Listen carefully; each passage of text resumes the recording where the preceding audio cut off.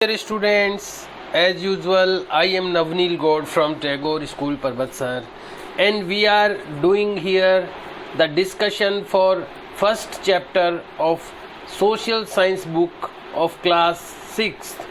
We have completed the first lesson and also some questions in my previous video. हम लोग first chapter और इसके कुछ question answer पहले के वीडियो में कर चुके हैं. I have posted many videos related to this lesson and question answer. So students who did not watch them, जिन स्टूडेंट्स ने पहले के वीडियो नहीं देखे हैं, they should watch them first. पहले उनको पुराने वीडियो देखने चाहिए और जो प्रीवियस वर्क मैंने उनको मेंशन किया है वो उनको अपनी नोटबुक में करना चाहिए. और स्टूडेंट्स आज हम करने जा रहे हैं बाकी के question answer.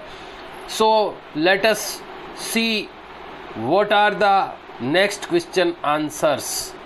We have completed all the lesson and we have also completed the questions up to page number 9. और हम पेज नंबर 9 तक क्वेश्चंस भी कंप्लीट कर चुके हैं पिछले वीडियो में. And now we have to do the next question. और अब हमें अगला क्वेश्चन करना है.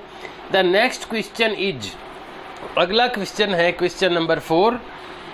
मेक ए लिस्ट, एक लिस्ट बनाइए ऑफ ऑल द ऑब्जेक्ट्स, उन सभी ऑब्जेक्ट्स की, ऑब्जेक्ट्स यानी चीज़ों की, उन सभी चीज़ों की, उन सभी ऑब्जेक्ट्स की एक लिस्ट बनाइए दैट आर्कियोलॉजिस्ट्स में फाइंड, जो कि आर्कियोलॉजिस्ट को मिलती है या वो पाते हैं, यानी जब वो अपना काम करते हैं तो उनको मिलती होगी. में यानी में संभावना के लिए आता है, कई सिचुएशंस में मे का यूज किया जाता है, यहाँ पर संभावना के लिए है.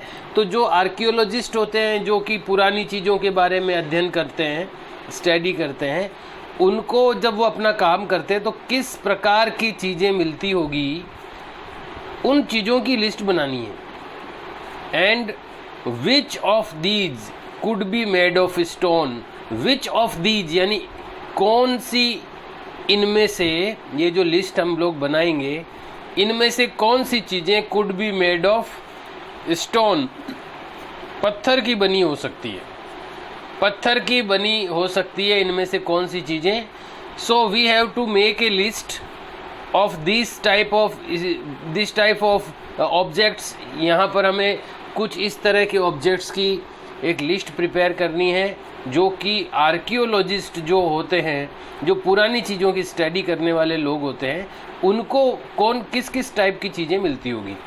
Students, I want to tell you that we can write a paragraph for answer of this question. इस क्वेश्चन के आंसर में हम ये एक पैराग्राफ लिख सकते हैं. In this paragraph all the things are given. इस पैराग्राफ में वो सब चीज़ें दी हुई है which are asked in the question, जो कि क्वेश्चन में पूछी गई है. This paragraph is on the page number 5. ये जो पैराग्राफ है ये पेज नंबर 5 पर है. Let us read what is in this paragraph. आइए पढ़ते हैं इस पैराग्राफ में क्या लिखा हुआ है. जैसा कि अभी अपन ने क्वेश्चन पढ़ा है और उसमें ये पूछा गया है कि कौन सी चीज़ें आर्कियोलॉजिस्ट को मिलती होगी. तो यहाँ पर इसमें दोनों क्वेश्चन के आंसर हमें मिलेंगे. 2 questions are asked in the question. दो प्रकार के क्वेश्चन यहाँ पूछे गए हैं क्वेश्चन में. फर्स्ट तो वो ऑब्जेक्ट पूछे गए हैं जो कि आर्कियोलॉजिस्ट को मिलते होंगे जब वो काम करते हैं अपना, पुरानी चीज़ें कौन सी होती है. और सेकंड कि उनमें से पत्थर की बनी हुई चीज़ें कौन सी होती होगी. तो यहाँ पर दोनों ही क्वेश्चन के आंसर अपने को इस पैराग्राफ में मिल जाएंगे. So you can write this paragraph in the answer of this question. There were many other things, कई दूसरी ऐसी चीज़ें थी दैट वर मेड, जो बनी थी, and used in the past, और उनको उपयोग किया गया था पास्ट में यानी भूतकाल में, पहले के समय में. कई ऐसी चीज़ें थी जो कि पुराने पास्ट के टाइम में यानी भूतकाल में उनका उपयोग किया गया था और वो भूतकाल में ही बनी थी. Those who study these objects और वो लोग जो इनकी स्टडी करते हैं इन चीज़ों की, पुरानी चीज़ों की, आर कॉल्ड आर्कियोलॉजिस्ट, उनको आर्कियोलॉजिस्ट कहते हैं। तो पहली चीज़ तो ये क्लियर हो गई, हालांकि ये क्वेश्चन में नहीं पूछा गया है, पर क्वेश्चन में ये जरूर पूछा गया है कि आर्कियोलॉजिस्ट लोगों को क्या कौन सी चीज़ें मिलती होगी। तो आर्कियोलॉजिस्ट क्या होता है, पहले तो यही इसने क्लियर किया है। ये लिख सकते हैं हम लोग इसमें कि जो ऐसी चीज़ें जो पास्ट में बनी थी, मेड इन द पास्ट, और जो कि जिनका यूज भी पास्ट में किया गया था, ऐसी जो चीज़ें हैं उनकी जो स्टडी करने वाले लोग हैं उनको कहते हैं आर्कियोलॉजिस्ट। तो सबसे पहले तो ये आर्कियोलॉजिस्ट का क्लियर हो गया। उसके बाद में they study the remains of buildings, they study, way study करते हैं, द रिमेन्स यानी अवशेषों का, ऑफ बिल्डिंग्स, बिल्डिंग्स जो मकान जो होते हैं उनके रिमेन्स, उनके जो अवशेष होते हैं उनकी वो स्टडी करते हैं। Made of stone and brick, जो कि बने होते हैं स्टोन और ब्रिक से, यानी पत्थर और ईंटों से। तो पहली चीज़ तो ये हो गई कि वो बिल्डिंग्स की स्टडी करते हैं, बिल्डिंग्स के रिमेन्स की, जो पुराने अवशेष मिलते हैं, खंडर मिलते हैं। तो यहाँ पर एक चीज़ ये आ गई कि ये एक चीज़ सामने आ गई कि ये जो पुरानी बिल्डिंग्स होती है उनकी स्टडी करते हैं, और ये ब्रिक्स यानी ईंटों और स्टोन यानी पत्थरों से बनी हो सकती है। तो पत्थरों का मैटर भी आ गया है इसमें। पेंटिंग्स एंड स्कल्पचर, पेंटिंग्स यानी पुरानी पेंटिंग्स है जो ड्राइंग्स वगैरह मिलती है, और स्कल्पचर यानी मूर्तियां हैं पुरानी जो मिलती है। तो ये कुछ चीज़ें जो इनकी वो स्टडी करते हैं। दे आल्सो एक्सप्लोर, वे ढूंढते भी हैं, एंड एक्सकेवेट यानी खुदाई करते हैं। वे ढूंढते हैं और खुदाई करते हैं। खुदाई, अब एक्सकेवेट का मीनिंग भी ब्रैकेट में मेंशन किया है। डिग यानी खोदना, under the surface of the earth, धरती अर्थ के सरफेस के नीचे से, सरफेस यानी सतह के नीचे से, डिग यानी खोदना, इसको एक्सकेवेट करना कहते हैं। तो वो एक्सप्लोर करते हैं, ढूंढते हैं, और एक्सकेवेट करते हैं यानी खोदते हैं। टू फाइंड, ढूंढने के लिए, क्या चीज़ें ढूंढने के लिए करते हैं वो ऐसा, टूल्स यानी औजार, वेपन्स यानी हथियार, पॉट्स यानी घड़े, पेन्स यानी बर्तन, ऑर्नामेंट्स यानी गहने, एंड कोइंस और सिक्के। तो ये सब चीज़ें यहाँ आ रही है कि क्या क्या वो लोग ढूंढते हैं। तो ये सारी चीज़ें क्वेश्चन में पूछी गई है, तो ये चीज़ें आ रही है इसमें सारी। Some of these objects may be made of stone, कुछ इनमें से चीज़ें स्टोन से बनी हो सकती है। तो जो क्वेश्चन में पूछा गया था कि स्टोन से कौन सी बनी हो सकती है, तो इनमें से कुछ चीज़ें स्टोन से बनी हो सकती है। अदर्स ऑफ बोन, और दूसरी चीज़ें बोन यानी हड्डी की बनी हुई भी हो सकती है। बेक्ड क्ले, पकी हुई मिट्टी, पकाई गई मिट्टी की भी बनी हो सकती है, और मेटल या धातुओं की भी बनी हो सकती है। Objects that are made of hard, objects यानी चीज़ें, दैट आर मेड जो बनी होती है, ऑफ हार्ड कठोर, इम्पेरिशेबल यानी जो नाश नहीं, जो नाश नहीं होती उसको इम्पेरिशेबल कहते हैं। तो अविनाशी, अविनाशी और हार्ड यानी कठोर ऑब्जेक्ट जो होते हैं, जो कठोर और अविनाशी चीज़ों से बने हुए ऑब्जेक्ट यानी चीज़ें होती है। इम्पेरिशेबल सब्सटेंसेज, सब्सटेंसेज यानी पदार्थों से। फिर से एक बार देखिए, ऑब्जेक्ट्स यानी चीज़ें, that are made of hard imperishable substances, objects जो बने होते हैं हार्ड यानी कठोर, इम्पेरिशेबल सब्सटेंसेज यानी अविनाशी पदार्थों से। इन कठोर चीज़ें जो बनी होती है यूजुअली सर्वाइव, साधारणतया जीवित रहती है, फॉर ए लॉन्ग टाइम, लंबे समय के लिए। तो यहाँ पर कई चीज़ें आई है कि जिनसे अपने को पता चल रहा है कि क्या क्या वो ढूंढते होंगे, क्या क्या उनको मिलता होगा, और उनमें से ये स्टोन की क्या चीज़ें होती होगी। कुछ लाइनें और ऐड करनी चाहिए इसमें, नेक्स्ट पेज पर जो है, archaeologist also look for bones of animals, और क्या क्या ढूंढते हैं। देखो अभी प्रश्न का आंसर इसमें और आ रहा है कि प्रश्न है कि वो क्या क्या वो ढूंढते होंगे, क्या क्या उनको मिलता होगा। तो वो बोन्स ऑफ एनिमल्स यानी एनिमल्स यानी जानवरों की हड्डियां भी वो देखते हैं, बर्ड्स की, एंड फिश, वो इनकी बोन्स यानी इनकी हड्डियां भी वो ढूंढते हैं, एनिमल्स की, बर्ड्स की और फिश की। अब किस लिए ढूंढते हैं? टू फाइंड आउट, ये पता करने के लिए, व्हाट पीपल एट, कि लोग क्या खाते थे, इन द पास्ट, पास्ट में यानी भूतकाल में। प्लांट्स रिमेन्स सर्वाइव फार मोर रेयरली। प्लांट्स रिमेन्स यानी पौधों के जो रिमेन्स हैं, अवशेष हैं, सर्वाइव यानी जीवित रहते हैं, फार मोर यानी ज़्यादा लंबे समय तक, रेयरली यानी बहुत मुश्किल से। जो पादपों के यानी पौधों के जो अवशेष हैं वो इतने लंबे समय तक मुश्किल से ही जिंदा रहते हैं।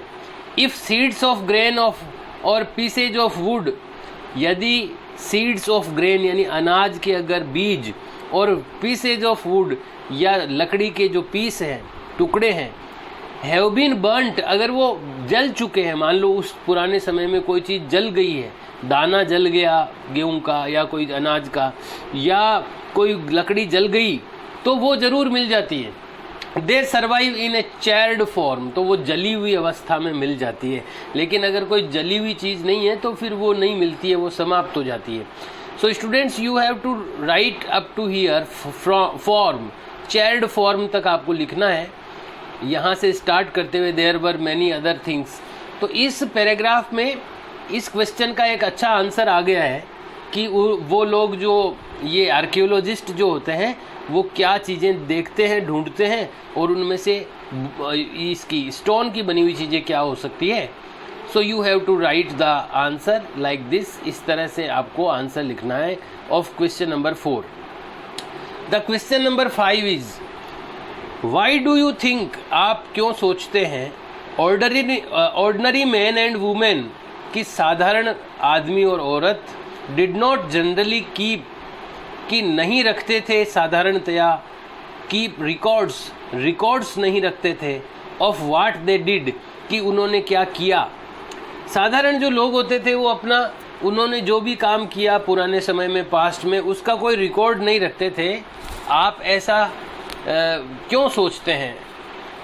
तो आपको इसका आंसर ये लिखना है कि हम इसलिए ऐसा सोचते हैं क्योंकि साधारण लोगों का कोई रिकॉर्ड प्राप्त नहीं हुआ है और उनको यही इसका आंसर है एक्चुअली कि अभी तक साधारण जो लोग हैं जैसे कि फार्मर्स हैं, उनका साधारण लोगों का रिकॉर्ड आर्कियोलॉजिस्ट को मिलता नहीं है, इसलिए हम लोग ऐसा कह सकते हैं। तो इसका आंसर आपको इस तरह से लिखना है, मैं बता रहा हूँ। Archaeologist did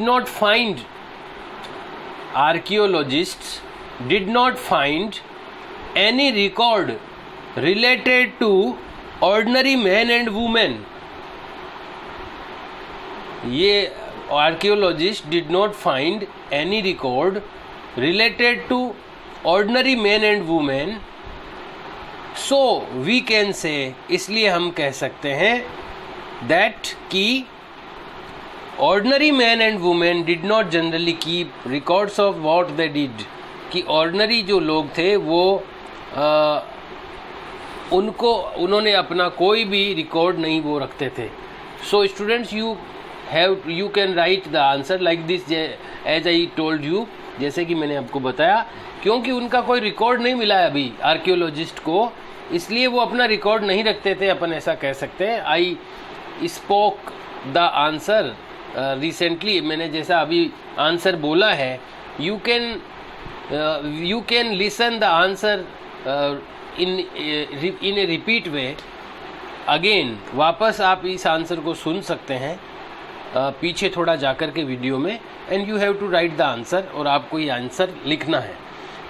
the 6th question is describe, वर्णन कीजिए, एटलीस्ट 2 ways, कम से कम 2 तरीकों का, इन विच जिसमें कि यू थिंक आप सोचते हैं, द लाइव्स ऑफ किंग्स जिसमें कि जो किंग्स यानी राजाओं का जो जीवन था, वुड हैव बीन डिफरेंट, ये अलग होता था, फ्रॉम दोज ऑफ फार्मर्स, जो फार्मर्स होते थे उस समय के, जो किसान होते थे, उनसे जो राजाओं का जो जीवन था वो अलग होता था। ऐसा आपको डिस्क्राइब करना है 2 प्रकार से, किस तरह से उनका जीवन अलग होता था। So students, we read in this lesson, हमने इस लेसन में पढ़ा है कि एक तो राजा जो लोग होते थे वो ज़्यादा अच्छे बेटर हाउसेज में रहते थे, एक तो इस तरह से उनका जीवन अच्छा होता था, अलग होता था सामान्य किसानों से। दूसरा जो था वो अपना रिकॉर्ड मेंटेन रखते थे। जो राजा लोग होते थे वो अपना रिकॉर्ड मेंटेन रखते थे कि वो किस तरह जिए, लेकिन जो साधारण लोग होते थे वो अपना रिकॉर्ड मेंटेन नहीं रख पाते थे। So we can say this fact according to two reasons, दो कारणों से हम लोग ये फैक्ट को इसके लिए एविडेंस दे सकते हैं, इसके लिए सबूत दे सकते हैं दो प्रकार से। You have to write the answer like this, आपको इस तरह से आंसर लिखना है। वी थिंक यहाँ से आप देखिए इसमें यू तक इसको describe at least two ways in which you, यहाँ तक का ये जो सेंटेंस है इसको आप रिमूव कर दो, एक बार इसको हटा दो और you की जगह आप we लिख दो। We think the lives of kings would have been different from those of farmers by the below reasons, ये ऐड कर दो by the below reasons, below two reasons, by the below या due to लिख दो by की जगह, DUE, due to below two reasons, नीचे के दो रीजन्स के कारण हम लोग ऐसा सोचते हैं कि राजाओं का जो जीवन था वो किसानों के जीवन से अलग था निम्न दो कारणों से, due to below two reasons. अब नंबर 1 क्या लिखेंगे? Kings lived in better houses, Kings lived in better houses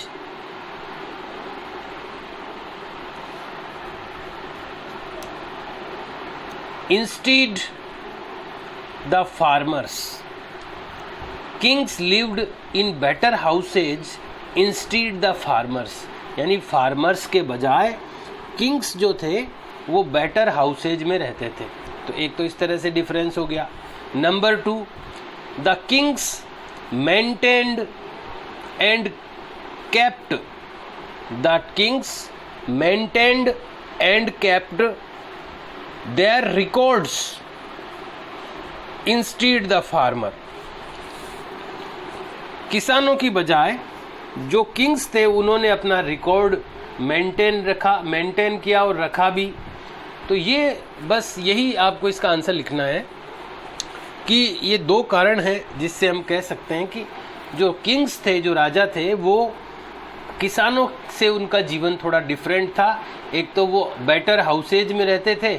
ऐसे तो और भी कई कारण हैं, बहुत सारे कारण हो सकते हैं, लेकिन यहाँ पर दो कारण पूछे हैं कि किस तरह से राजाओं का जीवन, किंग्स का जो लाइव्स है वो डिफरेंट थी फार्मर्स से, किसानों से। तो एक तो ये चीज़ हमारे सामने आई है इस लेसन में कि वो बेटर हाउसेज में रहते थे, दूसरा वो अपना रिकॉर्ड मेंटेन रखते थे। तो ये दो चीज़ों के कारण से हम कह सकते हैं ऐसा। नाउ लेट अस डू, आइए करें number 7, find the word crafts person on page number 1। Page number 1 पर क्राफ्ट्स पर्सन इस शब्द को ढूंढिए। लिस्ट एटलीस्ट 5 डिफरेंट क्राफ्ट्स, 5 विभिन्न क्राफ्ट्स यानी हाथ की कलाकारी, 5 हाथ की कलाकारियों की लिस्ट बनाइए। दैट यू नो, जो कि तुम जानते हो, अबाउट टुडे, आज के बारे में, कि 5 ऐसी कलाकारी, हाथ से की जाने वाली कलाकारी, 5 ऐसी कलाकारियों की। क्राफ्ट्स का मतलब होता है हाथ से की जाने वाली चीज़ें, हस्तकला जिसको कह सकते हैं अपन। तो ऐसी 5 हस्तकलाओं का क्राफ्ट्स की लिस्ट बनानी है जो आज के ज़माने में तुम जानते हो। Are the crafts person man women, both man and women? और क्राफ्ट्स पर्सन दोनों ही प्रकार के हो सकते हैं क्या? या तो मैन यानी केवल आदमी, वुमेन यानी औरतें, और सी ऑप्शन है बोथ मैन एंड वुमेन, दोनों आदमी और औरतें। तो हम जानते हैं कि क्राफ्ट्स पर्सन यानी कलाकार तो कोई भी हो सकता है, मैन और वुमेन दोनों हो सकते हैं। हालांकि क्राफ्ट्स मैन ऐसा ही शब्द चलता है ज़्यादातर, लेकिन उसमें मैन एंड वुमेन दोनों आते हैं, तो सी इसमें राइट ऑप्शन है। लेकिन पहले अपने को एक लिस्ट बनानी है। तो सबसे पहले आंसर में आपको ये क्वेश्चन लिखने के बाद लिखना है list of 5 crafts, list of 5 crafts. Number 1, अब क्या क्या क्राफ्ट्स हो सकती है? तो ये क्राफ्ट्स में क्या क्या हो सकता है एक तो देखो मूर्ति कला हो सकती है, हाथ से की जाने वाली, तो स्कल्पचर यहाँ एक बुक में आया है, इसमें आप ढूंढना इसको, स्कल्पचर शब्द आया है। स्कल्पचर यानी मूर्ति कला, ये हाथ से होती है। नंबर 2 वुडन क्राफ्ट, स्कल्पचर के आगे भी क्राफ्ट लिख सकते हैं आप, sculpture craft. Number 2 wooden craft. Number 3 Ivory craft, Ivory भी आया है, हाथी दांत, IVORY, आइवरी यानी हाथी दांत, हाथी का जो दांत होता है उस पे भी हस्तकला की जाती है, तो आइवरी क्राफ्ट हो गया नंबर 3। नंबर 4 है क्ले आर्ट, CLAY, क्ले यानी मिट्टी की आर्ट, ये भी हाथ से मिट्टी की चीज़ें बनाना, तो क्ले आर्ट भी एक हो गया। और एक हो गया ड्राइंग क्राफ्ट, हाथ से ड्राइंग बनाना। तो ये 5 क्राफ्ट्स की लिस्ट हो गई। और लास्ट में ये कंप्लीट होने के बाद में आपको ये क्वेश्चन एक लाइन छोड़ करके लिख देना चाहिए, आर द क्राफ्ट्स पर्सन, या इसमें आप नेक्स्ट लाइन में ही लिख दीजिए, आपको लाइन ब्लैंक लीव करने की ज़रूरत नहीं है। 5 क्राफ्ट्स की लिस्ट बनाने के बाद में आपको लिखना है the crafts person may be, the craft person may be both man and women, crafts person man and women दोनों हो सकते हैं, ये आप लाइन इसमें ऐड कर देना। And the last question is what are the subjects on which, what are the subjects, वो कौन से विषय हैं, ऑन विच, जिन पर books were written in the past, किताबें लिखी गई भूतकाल में, ऐसे कौन से सब्जेक्ट हैं जिन पर किताबें लिखी गई भूतकाल में, पास्ट में। Which of these would you like to read, इनमें से कौन सी आप पढ़ना पसंद करेंगे। तो यहाँ पर आपको मैं बता दूँ, इसमें आया था इस लेसन में कि किस किस टाइप की बुक्स इसमें मिलती है। ये देखिए आप, ये page number, on the page number 6 you can write from here these books, from here these books dealt, ये बुक्स डील का मतलब होता है डील करती थी यानी संबंध रखती थी। These books dealt with all kinds of subjects, ये किताबें सभी प्रकार के सब्जेक्ट से संबंधित थी। अब यहाँ पूछा गया है प्रश्न में कि क्या क्या सब्जेक्ट पे होती थी वो किताबें, तो इसमें आया है रिलीजियस बिलीफ्स यानी धार्मिक विश्वासों के ऊपर, एंड प्रैक्टिसेज और जीवन शैली पर। धार्मिक विश्वास, बिलीफ यानी विश्वास, और प्रैक्टिसेज यानी जीवन की शैली पर। द लाइव्स ऑफ किंग्स, राजाओं के जीवन पर। मेडिसिन यानी दवाइयों पर। एंड साइंस और विज्ञान पर। बिसाइड्स देयर वर एपिक्स, इसके साथ ही देयर वर एपिक्स, महाकाव्य होते थे। पोइम्स यानी कविताएं होती थी। प्लेज यानी नाटक होते थे। ये सब चीज़ें इस प्रकार की चीज़ें होती थी। Many of these were written in Sanskrit, बहुत सारी इनमें से संस्कृत में लिखी गई थी। Other were in Prakrit and Tamil, और दूसरी प्राकृत और तमिल में लिखी गई थी। So these are the subjects students, you can write this paragraph in the for the answer of this question। इस क्वेश्चन के आंसर में आप एक तो ये पैराग्राफ लिख सकते हैं कि ये किताबें किन किन सब्जेक्ट्स पे होती थी, तो सब्जेक्ट्स आ गए। अब उसमें पूछा है कि आप किस प्रकार की किताब पढ़ना पसंद करेंगे। तो अब ये जो अभी अपन ने पढ़ा है, आप इनमें से कैसी किताब पढ़ना पसंद करेंगे? साइंस वाली करेंगे या इसमें और क्या मेडिसिन का, दवाइयों पे जो किताब है वो पढ़ना पसंद करेंगे, या आप कोई कविता पढ़ना पसंद करेंगे? इनमें जो भी सब्जेक्ट आए हैं तो वो आपको ऐड करना है। ये क्वेश्चन, ये पैराग्राफ लिखने के बाद एक लाइन छोड़कर या पैराग्राफ चेंज करते हुए आपको लिखना चाहिए, ताकि ये शो हो जाए कि नेक्स्ट क्वेश्चन आपका लिख रहे हैं आप। We would like to read, इसमें आपको ये लिखना चाहिए, क्वेश्चन में से ही आपको आंसर प्रिपेयर करना चाहिए। We would like to read the books related to. We would like to read, ये तो आपको देखो यहाँ से मिल रहा है। We would like to read, इसमें से सेंटेंस यहाँ आपको खुद बनाना है। We would like to read, हम पढ़ना पसंद करेंगे। द बुक्स, ये ऐड करना है, द बुक्स, वो किताबें, विच आर रिलेटेड टू, जो कि संबंधित है, किससे संबंधित है। अब आप अपनी इच्छा से लिख दो कुछ भी लास्ट में, related to science, related to poem, related to plays यानी नाटकों से संबंधित, कुछ भी जो आपको पसंद आता है, जो भी सब्जेक्ट जिसके बारे में भी आप बुक्स पढ़ना चाहते हैं, आप पसंद करेंगे, उनमें से कोई भी एक सब्जेक्ट आप लास्ट में ऐड कर दीजिए। So students, you can do these question like this, इस तरह से आप ये क्वेश्चन कर सकते हैं। And you have to complete the question and answer of this lesson, और आपको इस क्वेश्चन आंसर इस लेसन के कंप्लीट करने हैं। बिसाइड्स दिस, इसके साथ ही there are some important dates, कुछ इम्पोर्टेंट डेट्स के बारे में दिया गया है। The first is the beginning of agriculture, जो एग्रीकल्चर यानी जो खेती है उसकी शुरुआत कब हुई, 8000 ईयर्स एगो, 8000 साल पहले जो एग्रीकल्चर है, खेती है, उसकी बिगनिंग यानी शुरुआत हुई। The second is the first CTs on the Indus, Sindhu नदी, इंडस यानी सिंधु नदी के तट पर जो पहली सिटी थी, जो पहली सिटी बनी वो थी 4700 ईयर्स एगो, लगभग 4700 वर्ष पहले पहली सिटी बनी। और cities in the Ganga valley, ये तो सिंधु पे तो सबसे पहली सिटी बनी थी, हमने पढ़ा है लेसन में, बाद में फिर गंगा पे भी बनी।